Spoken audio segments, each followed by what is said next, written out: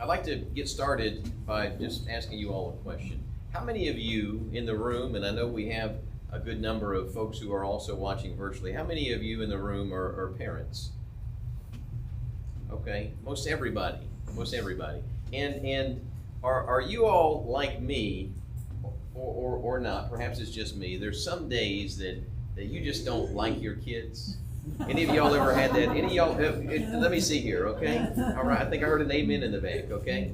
There are just some days that you don't like your kids, right? Well, let me ask you, how many of you are married? Any of you in the room married, okay? All right, how many, and this one probably be a more resounding yes. Are there days that you do not like your spouse? Yeah. Okay, absolutely, right? But I would venture to say that though there are days that you do not like your children, and there are days that perhaps you do not like your spouse, I would venture to say that you love them. That you love them. And there's a difference between liking and loving, right? Loving is what we do when we don't even feel like it. And as leaders, it's our job to love those that we're responsible to lead. Now, I'm not talking about that weird love that will get you in IA with my friend Mr. Hurst over here, right? I'm saying that really being a good leader is very similar to being a good parent. What do you want for your kids? Do you want your kids to lead the same life that you led? How many of you want your kids to lead the same life that you led? No, you want them to lead a better life than you.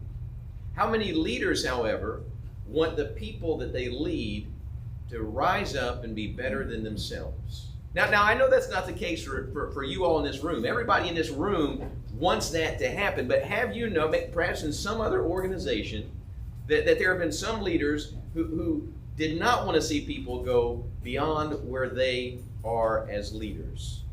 Yeah. Perhaps you've worked for some of those people. Now, my grandmother passed away this past year, and she really raised me for the most part, and she had a lot of infinite wisdom, and she'd always tell me, she said, honey, I want you to understand something. Cream always rises to the top. And cream does always rise to the top, and people are going to get where they have the ability to get to with or without your help. As leaders, and what's going to happen is if you're not helping them, they're going to go to another organization, they're going to go someplace else where they can grow, where they can thrive, and they can become all that they were meant to be. And as leaders, it's our job to help people and not to hurt people. Now, those of you who, and it's almost unanimous, everybody here in the room, those of you who are parents, if your child is sick, how many of you are not going to take care of your child? Nobody. But you know that there are, my friends, before I get to this point here, as I mentioned before, that many organizations operate like strong families, right? You may not like your kids sometime, you may not like your spouse sometime, but good organizations that have a strong organizational culture have a different feel, and it feels like being part of a strong family. What I was getting at is that in many organizations, we have a lot of sick guardians out there.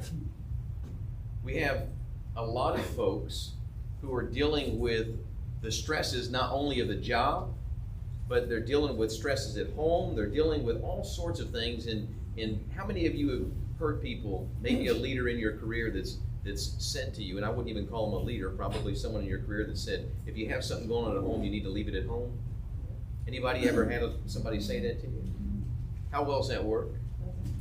We cannot compartmentalize our lives, friends. We are 100% of what we are, and we cannot separate what's going on at home from what's happening at work. We can't separate what's happening at work and not taking those things home. And as leaders, we have to understand that it's our job, it's our responsibility to take care of those that we are entrusted to look after, just the same as being a parent. And I know some of the folks that you lead probably could be your kids, right? For some of you in the room, it looks like, all right? And some of them, maybe they couldn't be, but they act like children, right? So you can relate to that a little bit better. But our jobs as leaders is to take care of people. Now, there was a great book that I read. It was written here by Jeffrey Pfeiffer.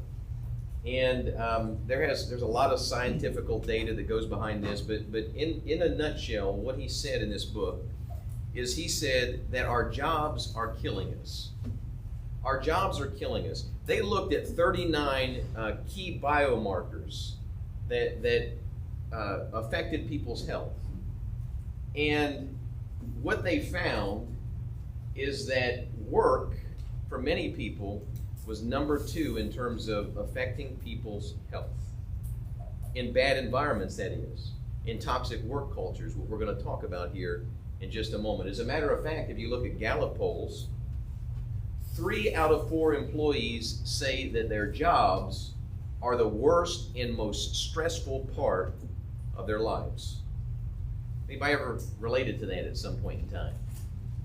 Yeah. Work is killing us, folks, and it's up to you. It's your job. And I'm not talking at you, I'm talking with you. It's up to us. It's our job to create an environment in which people thrive, where they grow, where they can become the best of their potential. Now, yesterday, for those of you that participated in that event, this is a familiar image to you, and I'm going to use it in a slightly different context, however. What this acorn here represents is the potential that we all have within us. And every one of us have the potential to grow into all that we are capable of becoming. As it relates to organizational culture, however, and you think about this acorn right here, if we plant this acorn in a bad environment, say perhaps something that looks like this or like this over here, how likely is it that it is going to look like this? And what this represents is the environment that people find themselves in the workplace at times. You see, some people find themselves in a toxic work culture that's so caustic, so hot, that they cannot thrive, they cannot grow, they cannot develop into their fullest potential. And then what this represents here to the right is workplaces where it's so cold, there's so much apathy that leaders in the organization are laissez-faire leaders. They don't care about what's going on within the organization. They don't care what's going on with the people in the organization. And that's not going to take root in this environment either. What I want all of us to understand that we as leaders are thermostats. Or we are supposed to be thermostats, but you have some leaders that act like a thermometer. And what's the difference between a thermometer and a thermostat? A thermometer is passive, right? It can just take the temperature. And any dummy can tell you what the problems are in the organization, right?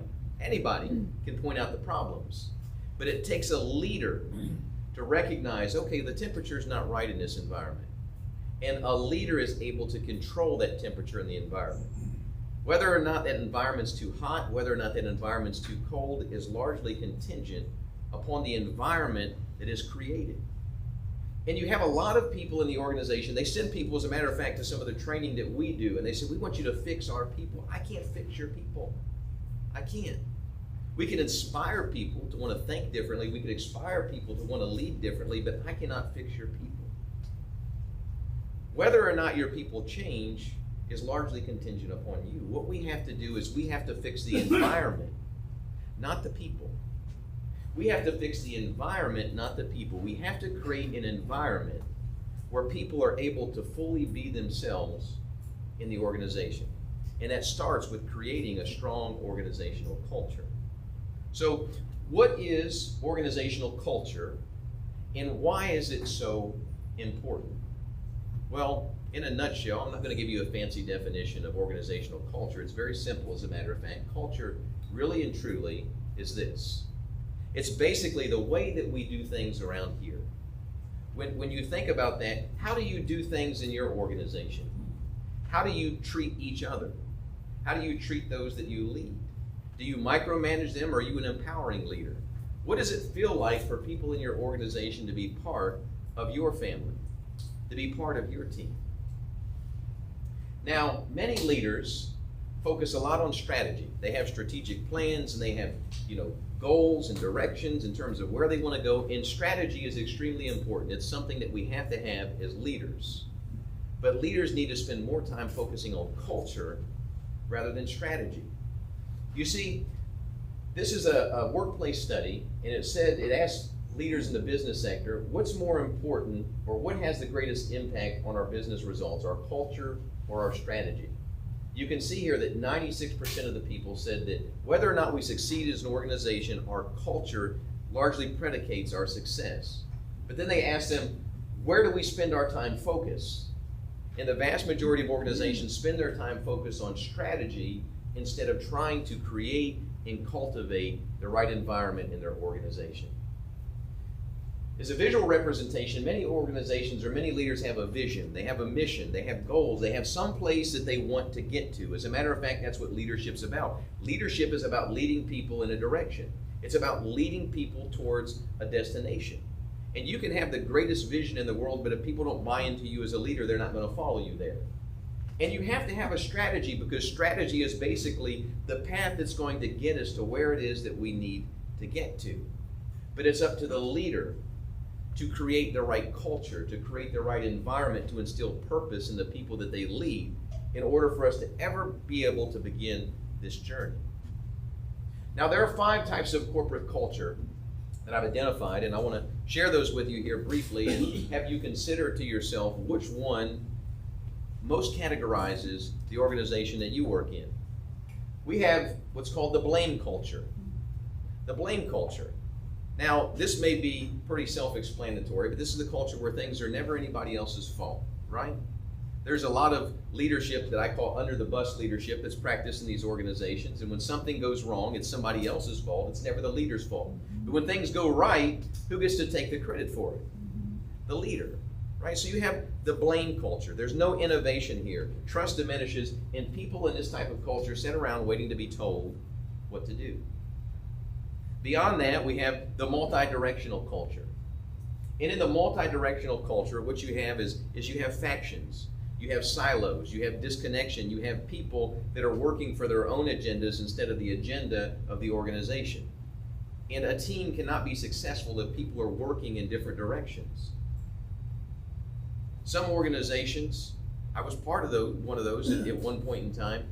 There's so many silos exist, and it's difficult to get things done in the organization, and that's completely ineffective to creating the right culture. And then we have this, the live and let live culture. And in this type of culture, people say, if it ain't broke, don't fix it, or if it ain't broke, don't fix it, right? Let's not mess with it. If it's not broken, let's not mess with it. And if we had that mindset, this is how we would still be traveling to work today. You understand that, right? Life is about change. We have to change. We have to stretch. We always have to be looking for ways to be innovative and reinvent and recreate ourselves, because otherwise this is where we'll find ourselves. So in this culture, there's a lack of innovation. There's a lack of creativity. There's no movement. There's stagnation. And then we have the purpose-driven culture.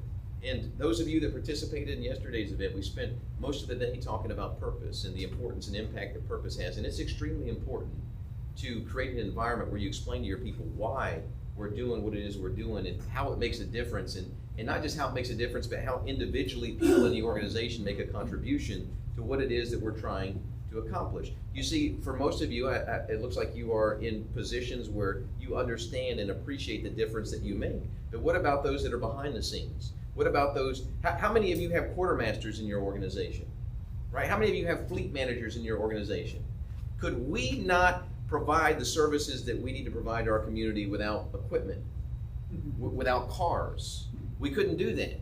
But do we take time to recognize them, to appreciate them, to connect them with the purpose, the meaning, and how what they do contributes to the overall picture of what it is that we have to accomplish? Purpose is great, but what we really want to get to in terms of culture is a leadership-enriched culture. And in a leadership-enriched culture, it goes beyond purpose. Leaders in this type of environment, they don't focus just on purpose. They focus on empowering their people, equipping their people, helping them succeed, helping to elevate them. Now, you can have purpose all day long. You communicate to your people the reason why we do these things, but people want 3 things. The 3 things that motivate people the most is they want autonomy. They don't want to be micromanaged. They don't want to be told what to do, and we as leaders have to cast a vision. We have to, what I call, give people flexibility within a framework. We have to define where it is that we're trying to get to, but we have to give them freedom to get there. It doesn't have to look the exact same way that we want it to look. We have to give them some flexibility within that framework. They want mastery. They want to be good at something, and that's where it's up to us as leaders to cultivate in them and train them and equip them so that they feel like they're making a contribution, so that they're in their giftedness area, so to speak. And the last part of that is purpose. And leadership and rich cultures embrace those three things. They embrace autonomy, they embrace mastery, they embrace purpose in what it is that they do. There was a Harvard Business Review study, and in this study, it listed the top 3 reasons why people leave organizations. Top 3 reasons. Anybody want to take a guess at what they are? Supervisors. Okay, I've got supervisors. Money. Not being recognized. Or appreciated. Chance for advancement. Chance for lack of chance for advancement, rather? Okay. What else? There's one we're missing. You got 2 of them. Being held accountable. What's that? Being held accountable. Being held accountable. Challenged. Challenged. The environment. The environment. Thank you, my friend. The environment. You need to give them a challenge point. So pay and benefits were one of the main reasons, obviously, right? Yesterday, if you participated, we all have to eat and live indoors. We all have to make a living. We have to provide for our family. Pay and benefits are important. But pay and benefits are not the only thing, my friend. You understand that, right? You all know, in this line of work of public safety, we are not getting rich, right? We're not getting rich. So we don't do it necessarily for the pay and the benefits. Now, we have to provide people an opportunity to make a living, and we have to be competitive. We have to provide them with a fair salary for what it is that we're asking them to do. Now, we can provide good benefits, we can give people incentives, we can give them pay, but you know what? We're still not fixing the issue here. We're still losing people. And you look at organizations that pay people well, and they got good benefits, and they incentivize things for their people, and they are having retention issues. That's because we haven't filled all the holes. And until we address the holes of bad bosses and poor leadership, which was one of the other factors there, and the last factor here is a toxic work culture or a bad work environment, then we're going to continue to experience retention issues in our organization. Now, how many of you in this room, and those of you participating online, I can't see you raise your hands, but how many of you have worked in a toxic culture?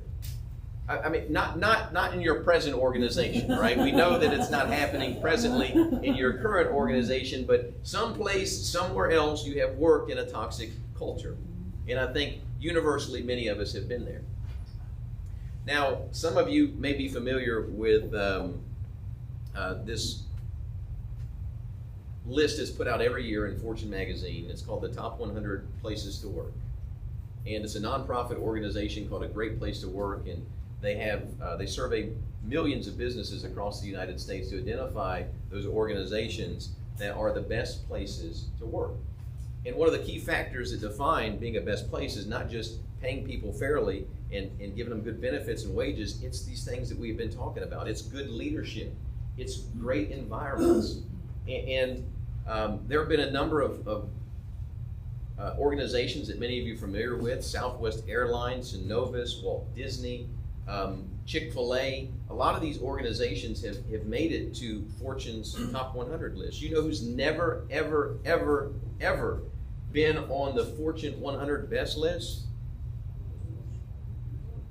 A police department. Never, never. And you know what? Wouldn't it be great if you could be the best in blue? That your organization could be the first organization that made it to such a prestigious list like this. And I think it's possible. We have to provide our people with a number of things. And I want to ask you, what makes a company a good place to work? Beyond some of the things that we've already talked about, what makes a company a great place to work? This is the class participation part. Feeling value. Feeling valued. Empowered. Empowered. Trusted. Trusted. What else? What about our online viewers? What are they saying? Heather, what are our online viewers saying? They're not saying anything. Oh, they're not saying anything. You guys are not participating. You have to participate as well, to our online friends. So, Flexible schedules. flexible schedules. Thank you, online friends. Thank you for participating. There were 10 things. Yes, sir. Respect. All Another right. one said trust. Huh? It's like Oprah. You get a coin. You get a coin. You get a coin. Right? No, all these things. And so I'm going to share with you 10 things that these organizations that are the greatest places to work, that they all have in common. One of those are... I got well-being, open dialogue, appreciation, and people who listen and care about your input. Awesome. You guys are smart. We have a smart online audience here. Pay and benefits are extremely important. And we spent some time talking about this, so I'm not going to spend a lot of time. But one of the other things was the work environment.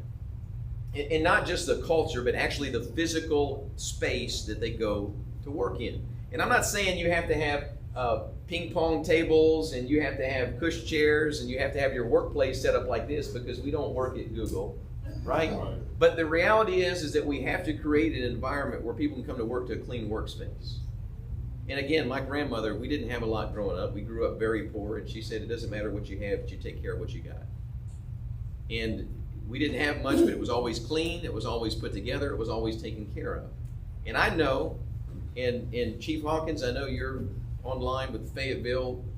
I worked at City Hall East, and down in Atlanta when I first started. It's now a wonderful place, it's Ponce City Market, but when I worked down there were rats that were this big there. I mean, it was not a great place to work in terms of environment, and so we have to do the best we can to create a place, a great environment where people come to work every day, and it's something that they're proud to show up to, okay? And I know budgets are a confining factor at times, but there are things that we can do to take care of the environment that we work in.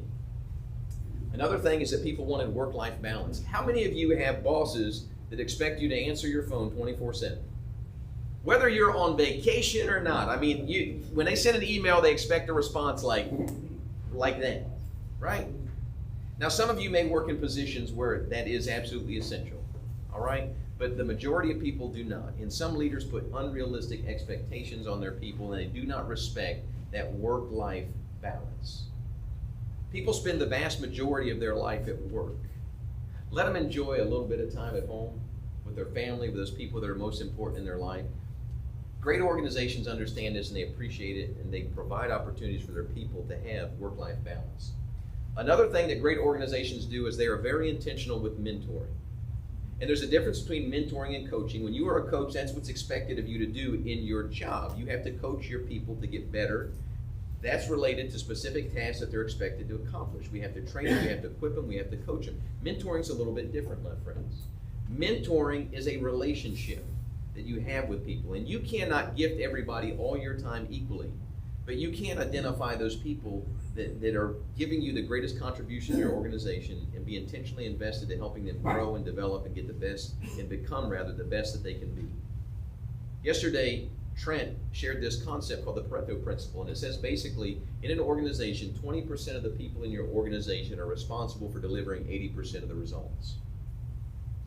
How do we reward those 20% of the people in our organizations generally? We give them more work, right? That's what we do to them, right? We give them more work. And when it comes to spending our time with people, we get it backwards, and what we do is spend 80% of our time dealing with the 20%ers. We have it backwards. Now, many of you in this room, there are a lot of chiefs, and there's some chiefs that are participating online. I would venture to say that you got to where you are through the mentorship of somebody else in your life. Somebody has helped you get to where it is that you currently are in your position. Surveys say that 85% of people in the senior-most positions in their organization got there because of the mentorship of somebody else in their life. 85% of people. Do you know how many, percentage-wise, of leaders are actively involved in mentoring a high-potential employee in their organization? How many? How many? 5%. Do for one what you wish you could do for everybody. Start small. Find somebody in your organization that has potential and invest in growing and developing them. I'm only where I am by the grace of God and by standing on the shoulders of those who have invested in me and helped me grow and develop and get to where I am today. And I would encourage you all to do the same. Now, beyond that, people in these organizations, they also want growth and development opportunities. They want training. They want stretch assignments. They want things to grow and to develop them, because people that are part of these great organizations are people that are not comfortable staying in the comfort zone, so to speak. They want to be stretched. And it's up to us as leaders to provide them with those opportunities for growth and development. And we can't let budgets be a constraining or confining factor as it relates to providing people with growth opportunities. You as a leader can buy books for your team, or a book, or you all can sit around the table and have a conversation about leadership, or you can spend time personally with them, training and developing and mentoring them without the expense of sending people to some expensive program. We like to tell ourselves that I can't do anything about it because of the budget, and that's a lie that we tell ourselves. We have to be creative in terms of how we provide these opportunities for our people. Employees in these organizations also felt appreciated. They felt valued. These organizations go out of the way to give people recognition for the work that they do. And what happens in many of our organizations, and I don't think it's just in public safety, is that we look for what's going wrong instead of what's going right. And we need to start looking and finding the things that are going right instead of concentrating on the things that are going wrong, because you will find what you are looking for, my friends. And if you are always looking at things with a critical eye, you're going to shut people down. They're not going to give you their best. They're going to hold back because they're afraid of getting in trouble. I think it's said in terms of giving constructive feedback that you have to give 6 positives for every 1 negative that you give somebody in order to balance itself out. And I don't know how scientifically accurate that is. It's just something I heard. But it sounds good and I believe it. And we have to be willing to do that, because trust you this, 50% of people in organizations who do not feel valued, who do not feel appreciated in the work they do, you know what they're doing? They're looking for another job. And they may be looking for another job on your dime, right? Another thing that happens in these organizations is that there are great relationships with leaders in the organization. That the leaders are accessible, the leaders are available. People want to see their leaders. Leaders get so busy that they don't make time for their people. And as a leader, that's one of the most valuable things you have is time. And a lot of leaders just fill their schedules with non-essential things, with meetings, with a lot of things that don't really matter, instead of focusing their time on the thing that's most important, the only appreciable asset in your organization, that's your people. Great organizations also inspire their people. Like Tony Robbins, probably one of the most inspirational speakers out there. They don't just stand up and bore their people to death. I mean, they are always talking about their purpose and why what it is they do is important, and they're celebrating successes, and they're really trying to create an energizing environment in their organization. And it takes effort, it takes energy in order to create this type of environment. And the next to last thing here is that employees in these organizations, they believe in the mission. They believe in the vision. They believe in where it is that the organization is going. And you think, how many of you in this room volunteer someplace outside of work? Why do you volunteer at these places? Why? To give back. To give back? Yeah. What else? You believe in their mission. Because you believe in their cause.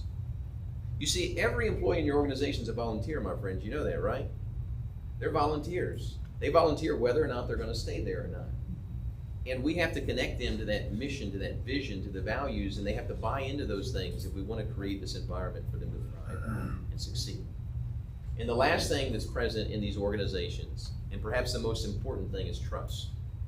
Is that there's a high degree of trust in these organizations. When we teach the foundations of leadership, the foundation really and truly of leadership is trust. That's what everything else is built on. If you don't have trust, if your people do not trust you, you cannot lead your people. And so in these organizations, these leaders are very intentional and spend a lot of time cultivating and developing trust. Now I want to ask you a question. How would you define your organizational culture? How would you define your organizational culture?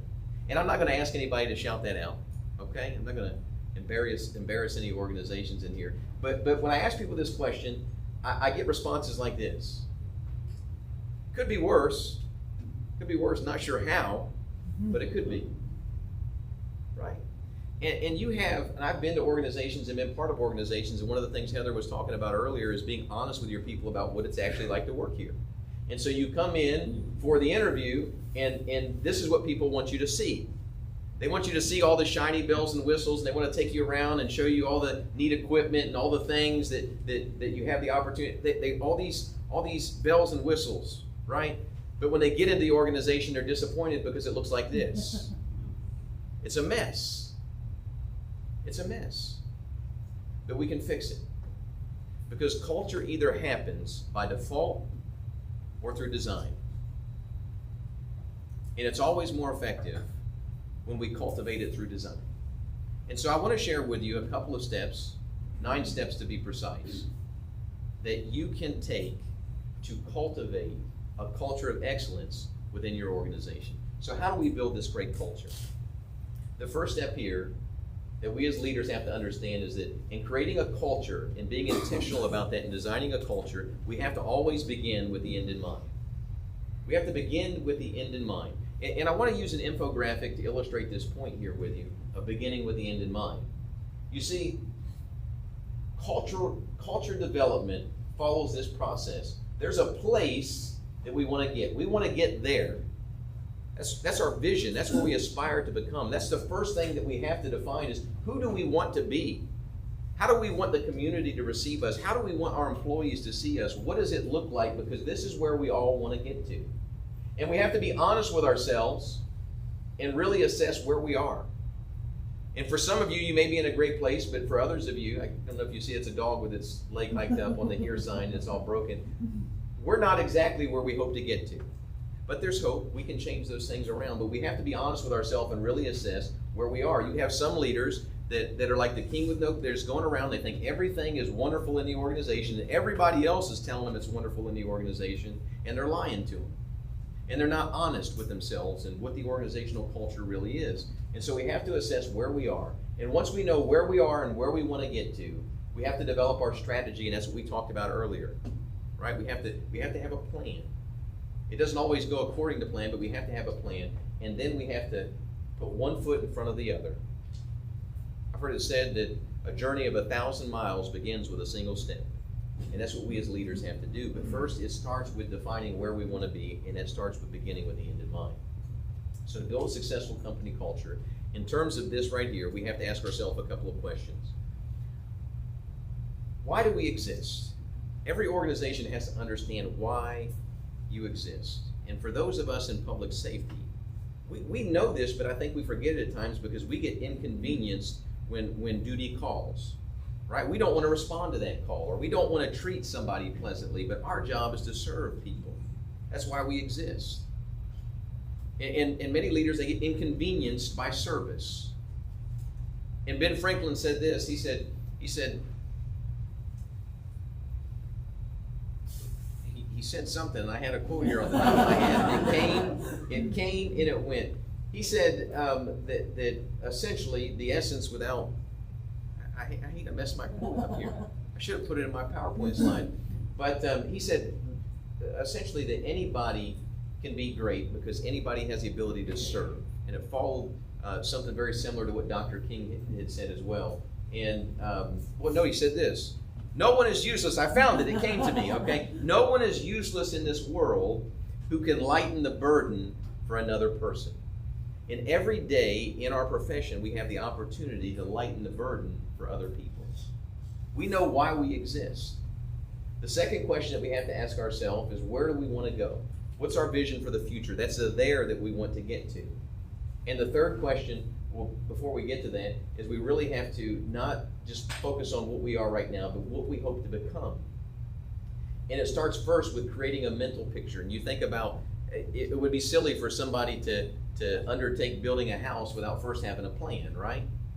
It probably wouldn't turn out very well. There may be some great builders in here that might be able to pull that off, but generally it's not going to work out very well. You have to have a plan of where it is that you want to be. It starts with a mental creation first. And we have that mental creation, then we have the secondary creation, the actual physical creation of that culture. The last thing here that we have to ask ourselves is, what are our values? And we'll talk about this a little bit later, but it's important. Values aren't just something that we throw up on the wall. Values should be something that align what we say we believe with what we actually do in our organization, and there'll be more about that later. The second step here is that we have to perform what I call an organizational autopsy. Right? We have to perform an organizational autopsy. And what do I mean by that?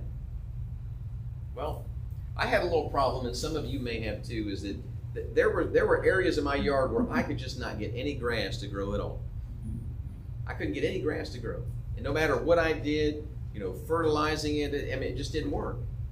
And so eventually, what my landscaper told me is, you need to get a soil sample and you need to take it down to the extension office.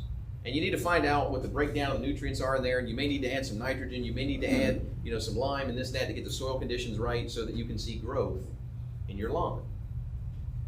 Well, it's a very similar philosophy in terms of seeing growth in our organization. And we have to be honest with ourselves. We really have to assess where it is that we are. We have to sample the soil. We have to be willing to ask those difficult questions.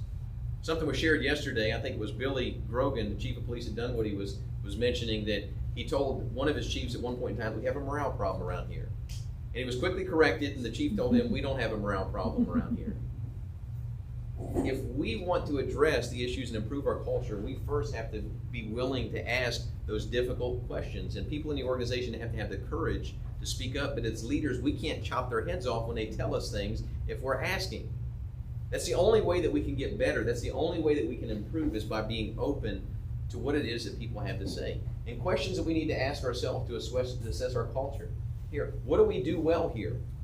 What do we do, or maybe what do we not do so well here? What can we improve upon?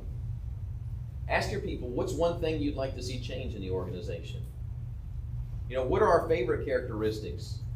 What kinds of people fail in your organization? And probably one of the most important here is, what would you tell a friend about the organization if they wanted to start working there? Because that really honestly will let you know how you feel about the organization. And maybe you got one of those friends you don't like very well. And change friend there to your child. Maybe your child's going into the profession, okay? What would you tell them about this environment, or somebody that you care about? And we have to be open to the feedback that we get. And it may be hurtful. It may not be something we want to hear, but we have to be open to it and willing as leaders to do something about it. The third step here is that we have to inspire a compelling vision. Inspire a compelling vision.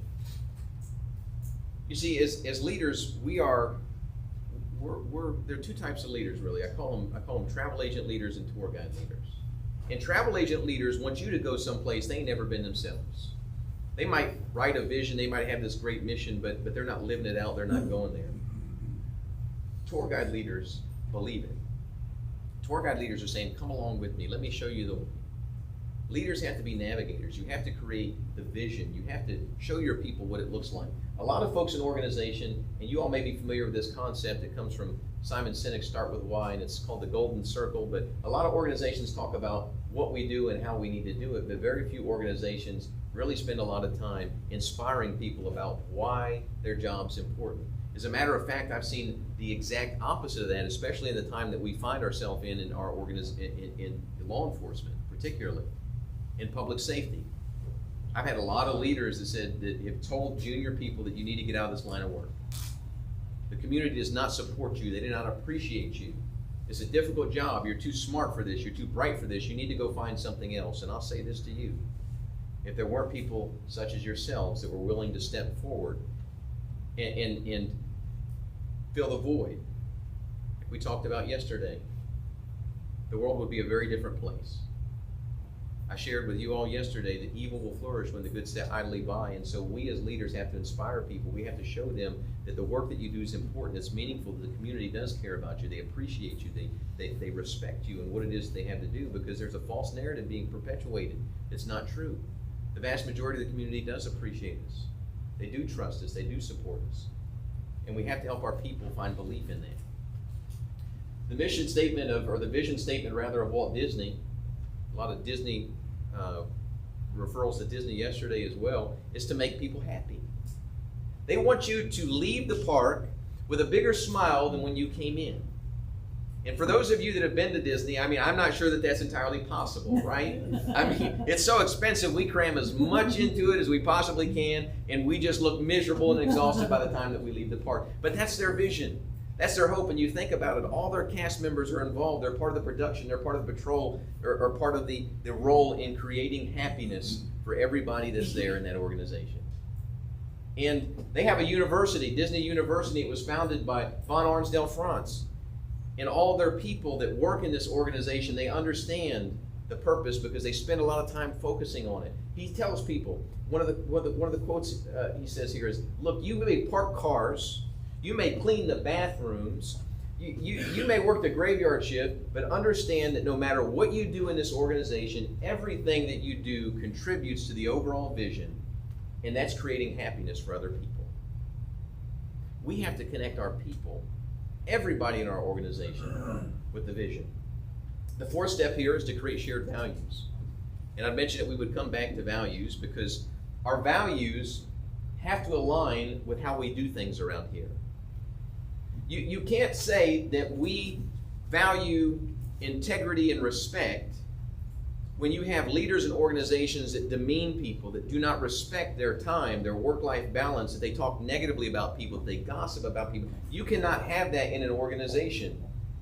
Your values have to align with your culture. Otherwise, it will be completely out of alignment. So here's an example of some corporate values. Communication. We value communication, respect, integrity, excellence. Are these good core values? These are good core values. I mean, I don't think anybody would argue with that, but these are the values of Enron. These are the core values of Enron. And it just goes to re-emphasize the point that I was just making. You can have core values, but if you're not living those things out, having values, it's not even worth it. You might as well just take them down off your wall. So what are your organizational values? A lot of people don't even know what they are. They don't even know what they are, but they should be shared. And one of the things that we did in our organization is we involved all of our people in creating shared values. We saw input from people. What are we about at Georgia Tech? And we had taken all the input that we got from people, we distilled it down, and we came up with a fancy acronym because we want people to remember it. But overall, universal respect. We believe in accountability, holding each other accountable, holding ourselves accountable. We believe in integrity. We're committed to service. And Georgia Tech's motto is that we're trying to create the next, and so we as an organization believe in excellence. And so our little fancy slogan is we raise the bar at Georgia Tech. And we cannot live as leaders counter to these values. If these are important to us, if we demonstrate disrespect for people, if we're not holding ourselves accountable, if we're not committed to serving our people, if we're not committed to excellence in what we do, then we are out of alignment with what we hope to become. Many people pay values lip service. That's all they do. Just something fancy, something nice to have. But we have to do more than that. Fifth step here is build cohesive teams. And I'm not going to spend a lot of time on this, but many of you have heard it said that teamwork makes the dream work. And all of us are smarter than any one of us. And it's important for leaders to understand the strengths of people on their team, that it takes, you cannot have a hockey team of all goalies, you understand that, right? It takes everybody in the organization has a position to play, and it's up to us as leaders to find where they fit best in that organization, where they contribute most to the overall mission and vision of where it is that we're trying to get to. The sixth step here is to create a culture of leadership. Now, the aim of many leaders is to create followers. That's what they want to do. They want to gain influence with people. They want people to follow them. And that's not necessarily a bad thing, because if you are a leader and you have no followers, you're just taking a walk. You understand that, right? But organizations that are invested in culture, they understand that it's not just about creating followers, it's about reproducing other leaders. And many organizations are not invested on that. They're invested with just getting people to come along them and follow and do what it is they have to do. They're not invested in actually growing and developing and reproducing other leaders in the organization. And if you want to have a strong culture, you have to create a culture of successive leadership. We have to be invested in that. In order to do that, we have to do the next step here, and that's empower others to act. We have to empower our people in the organization. And there's a difference I want to point out to you between empowerment and delegation. When we delegate something to somebody, we are giving them responsibility for a task, but we're giving them no authority in terms of how to carry it out. But when we empower people, what we are doing is we are giving them responsibility, and we are also giving them authority. We're expressing that we believe in you, that you're competent, that you're capable, that we trust that you're going to go out and accomplish this task and you're going to accomplish this mission. And I'm not saying, take somebody that's a junior employee, doesn't have a lot of experience, and trusting them with your most important project. I'm saying you have to build these things up. But when you are an empowering leader, what you do is you understand that you have to give people flexibility to do their job. You can't come behind them and be micromanaging everything it is that you're asking them to do. Dennis Waitley said this, that real power comes by empowering others. It comes by empowering others. What happens when we don't empower people in our organization? What happens? I'll speak to personal experience when I feel empowered. I kind of get this sense of just sit back at my desk and rather than be proactive and try to be aggressive and progressive in helping the department, I just sit back and wait for the next assignment. Right. Tell me your name. Chad. Thank you, Chad. Chad hit it right on the head. Give Chad a challenge coin, right? Okay, we'll give him 2 of them. Because that's what happens when it's exactly what happens, Chad. When you don't create an empowering culture, what you do is you create a culture of order takers. You create people that are just sitting around waiting to be told what to do. That's what happens when you micromanage people. It has the exact opposite effect. The exact opposite effect. So why do leaders not empower other people? Why? Right. Many leaders are insecure. They're insecure. That's one of the biggest reasons why leaders don't empower other people, is because they're afraid that if they do, that they might outshine them a little bit. And I told you earlier, my grandmother's wisdom, cream will always rise to the top. It's going to happen. Why not be part of helping them get to where they have the potential to be? Because we were all gifted differently. God gave every one of us different skills, different abilities and talents, and He didn't gift us all the same way. And there may be people that you lead that have the potential to go much further than you do. Why not be part of helping them get there? And think about what that would mean for them when they look back on their career and they think of you. They think of you and the fact that you helped them achieve what they had the potential to become. Another reason is control. And you think about this, and the reason I have this up here is, if I had sand up here in my hand, and I were to leave the sand in this open hand like this, no control, it's going to stay in place. But the minute that I try to control it, what's going to happen with it? I'm going to lose it. And the same thing works in terms of how we empower people. When we try to control people, people don't like to be controlled. We said earlier, they like autonomy, right? You're not going to be able to accomplish it. They're going to go look someplace else. The next reason is that a lot of leaders look at leadership, or in organizations, they look at it as a competitive effort instead of a collaborative effort. And we can't create an environment where there's a spirit of competition. It's okay to have a little bit of rivalry, team spirit, but we have to make sure everybody understands that we're all working together, that we're all working in the same direction. And one of the last reasons here, the last reason, is that a lot of leaders don't understand the value of empowering other people. They don't understand what it actually does for them and their organization and the people that they lead. So here's a couple of benefits of empowering people. It first off engenders confidence. You think about leaders who entrust you with an important task or important project. It's communicating that they believe in you. It increases your confidence. It increases their trust and their personal growth. One of the things it does for you is it frees you to focus on more important things. And unless you're willing to empower people, you are forever going to be busy, my friends. It increases your effectiveness with your team. It increases your influence. But most importantly, it improves the lives of those that you serve. That's our role as parents, right? To help our kids, to cultivate them, to help them become the best they can. I mean, if you're, and I'm not pointing this because there may be somebody who has their kids still living in the basement with them. I'm just saying, okay? But as parents, our hope is to get them out there, right? Is to help them themselves become an adult. And our hope is to do the same with our employees, to help them grow, to develop, to become all that they have the potential to be, to improve their lives. The next to last step here, step number 8, is that we have to embrace our role in the organization as the chief encouragement officer. As leaders, we have to always be looking for opportunities to encourage people. When we were talking about those 10 traits that defined the top 100 best places to work, we talked about recognition. Organizations that have a strong culture are very intentional in terms of recognizing people in the organization. They spend a lot of time focused on those things. And recognition does not look like this. I just want to say that.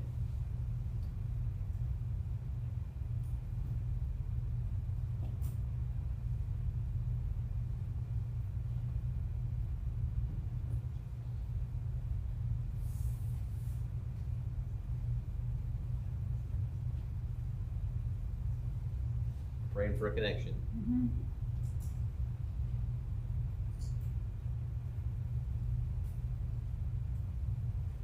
There's no learning value, it's rather entertaining, so hopefully it plays for us.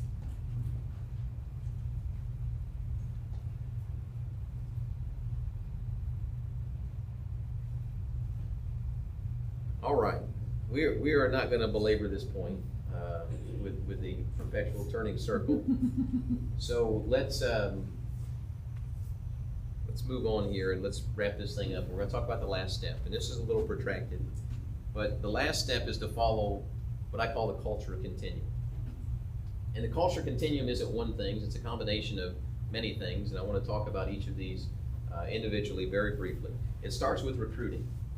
The better people you get in the organization, the better chances you have of creating a strong culture. And what we do in law enforcement is we don't have a selection process, we have an elimination process. And if you make it through the background, you got a clean background, you can become a police officer. And we shouldn't do that.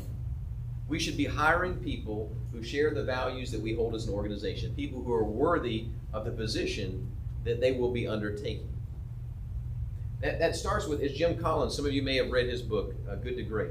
It's getting the right people on the bus. 90% of the success of your organization is getting the right people in the door. And I'll tell you this, that as it relates to attitude and skills, attitude's the most important, my friends. Skills can be trained, attitude cannot. And we have people that, oh, he's got a lot of experience. Well, may have a terrible attitude. And so we have to be focused on getting the right people in the organization, people who share our values. And so recruiting the right people, and then it starts with hiring, right? Now, my philosophy is hire hard, manage easy, right? Hire hard, manage easy. Be very selective about the people that you have coming into your organization. I think it was Billy who shared this yesterday, or maybe it wasn't. It was talking about the men's hockey team in the 1980s, the Olympic men's hockey team that won the gold medal. John, okay. I know I heard it there. So John Robeson, the Director of Public Safety in Alpharetta, shared with us a story about that organization. But Herb Brooks, who was the coach of that organization, said this. He said his recruiting strategy was this, that he looked for people first. People first, athletes second, because I wanted people with a sound value system, because you cannot buy values. You're only as good as your values, and I learned early on that you do not put greatness into people, you somehow pull it out of them. And we have to embrace this philosophy as it relates to the people that we bring in our organization. So we have to define and hire based on our values. One of the things that Southwest used to do, I don't know that they do anymore, but when they hired pilots, you know, pilots can be kind of stiff, right? They got a very serious job, and they're all prim and proper in their captain suits. But these pilots who were very experienced would come to the organization. They'd ask them to go down to the gift shop and change into something more relaxing. And they asked them to find a pair of Bermuda shorts that they liked down there and something from the gift shop and to come back to the interview. Well, there were some people that said, hell no, I'm not doing this. This is stupid. And they left. And Southwest said, good. Because one of their values is fun. And if somebody could not put their guard down and have fun with something like that, they didn't want them flying planes for Southwest. So we have to look for what it is that we value. We have to hire people in the organization based on those values. The next thing is onboarding. And onboarding is extremely important. And we've not gotten to where we want to be, but at Georgia Tech, we have a vision for this enculturation process. Because a lot of successful organizations, they do this, and they go overboard with the onboard. How many of you have started with an organization and it was kind of an uncomfortable process? There's a lot of idle time. Nobody took you around to introduce you to people in the organization or to talk to you about where this is or that is. And what does that say when you get into that culture about how they value you? It doesn't say a lot. And you think about if you show up for your first day of work and you have a whole squad of people around to meet you, and there's a reception for you when you get there, and people are glad to see you, and they're taking you around and they're showing you these things. And not only that, not only are they being friendly, not only welcome you into the organization and tell how glad you are to be there, but you have people in the organization who will communicate the culture to you, who will talk to you about, hey, this is who we are. This is what we believe. This is why it's important. This is the contribution that you make in this organization in terms of how we can get there. But we don't have that in a lot of organizations. You have a very kind of stiff onboarding process with people, and we have to be very intentional in bringing people in the organization because first impressions are important. It shapes people's perception about who you are, what your organization represents. And so we have to be very intentional with that. The next thing that we have to do is we have to provide people with training. We have to provide them with opportunities for growth and development. We have to do that throughout their career. Gary Ridge was the CEO of WD-40. And one of the things that I like about them, they had this culture where they wanted to create a tribe, a strong family. And when it came to performance evaluations, they only had 3 scores, right? You get an A, B, or a C, that's it. All right, if you get an A, you were doing well. If you're getting a B, then you still had some room for improvement. You're getting a C. It was expected for the leaders in the organization to work with you because the goal, he told every leader in that organization, is to help people get an A. That's your job, is to help people get an A. If your kid is struggling in school, guess what? It's your job to help them get an A. As leaders, if your people are struggling, it's your job to help them to get an A. And we have to provide them with training and development and coaching and mentoring. Mentoring is so important. We talked about that a little bit earlier, but we have to be intentional about that in our organization. We have to bring in mentoring programs, and we can help with that. The next thing is job delivery, of course. They have to be able to do the job. And especially, as Heather was talking earlier about the millennial generation, is that we have to immediately show, especially for this generation, interest in their personal growth and development, because they want to know that you care about them. They want to know that you're going to help them get to where it is that they want to become, because you know it. You all have experienced it. I mean, they get out of the academy, they want to be on the SWAT team, or they want to be K9. And you have some leaders that will, be gruff and tell them, basically forget about it and poo-poo all over their dreams. But why not say, you know what, that's a wonderful goal that you have. Why don't you take a week? Why don't you take a week and we're going to let you go over and we're going to let you shadow the K9 unit. And you can ask those guys any questions you have, and you can talk to them about those things. And when there's training that comes up, if you have an interest in that, maybe go to the training. We might not be able to get you a dog right away. Maybe we can prepare you for that opportunity. We do that in our organization. We have shadowing programs. If people have an interest in a different division, they can put it in, and we will do our best, our absolute best, and I don't think we've turned anybody down in providing them with an opportunity to go someplace that they want to go. And provide them with training too. If somebody wants to go to CID, they have aspirations for that. We don't have to wait until they get into a position before we send them to training. Send them to training now. Know what they want to do. Help cultivate that. Develop them. Provide them with those opportunities. The next thing's recognition, and we talked about that. And how many of you, let me ask you something, how many of you have, during the course of your career, gotten a handwritten thank you note from a leader in your organization that meant something to you? Anybody? How many of you still have it? All the same hands that were up stayed up. How long does it take to write somebody a personal thank you note? On average, how long? 5 minutes. Do you have 5 minutes? Do you have 5 minutes in your day? Because I think that's one of the greatest returns on your investment that you'll ever find. And I'm not saying you have to write somebody a thank you note every day, or you got to do those things, because if you do them all the time, it loses its meaning. But every once in a while, you need to look for some way that you can recognize people. Now, Tim, I can't lie to you because I've got some of my people here in the audience, right? So one of the things, we try to create this culture in the organization about recognizing people, and not everything is commendation worthy, but we wanted to catch people doing the right thing and to recognize them for going above and beyond and really embracing who we are and our values. And so I bought these off Oriental Trading Company. They are 15 cents a piece. I bought boxes of them and gave them to the leaders in the organization, and this is called the High Five Award, because those of you that know me, I'm a hugger and high fiver. This coronavirus is killing me because I'm a touchy-feely kind of person, right? And so I always go around, I'm giving people high fives and giving people hugs in the organization, and so I implemented these High Five Awards. And so when we find people, Tim, do you have any on your desk? Okay, all right. We find people doing the right things in the organization, and we recognize it. As we as leaders, we have to find ways that we can do that in the organization.